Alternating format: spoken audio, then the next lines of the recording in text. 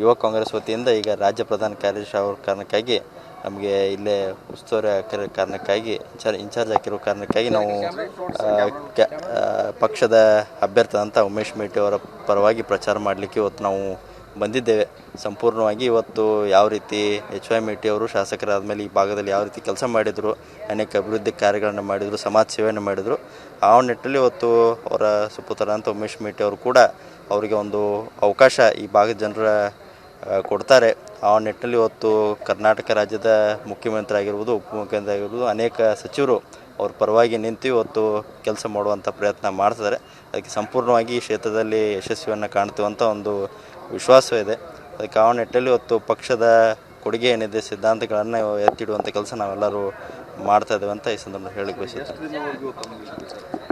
ಇಲ್ಲ, ನಾವು ಈಗ ಇರ್ತೇವೆ, ಒಂದು 2 ದಿನ ಇರ್ತೇವೆ, ಮತ್ತು ನೆಕ್ಸ್ಟ್ ಮುಂದಿನ ವಾರ ಮತ್ತೆ ನಾವು ಬರ್ಲಿಕ್ಕೆ ಪ್ರಯತ್ನ ಮಾಡ್ತೇವೆ.